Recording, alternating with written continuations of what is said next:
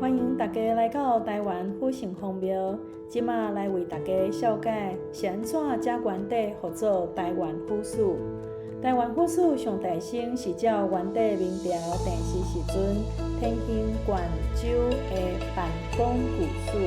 康熙22年1683年，清朝平定台湾，过当年正式纳入台湾，变成中国的版图。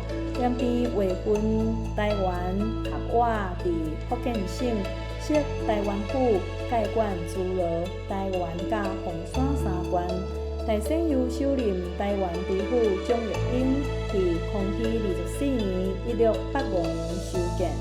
台湾府城隍庙是安怎看起来亲像审判庭同款？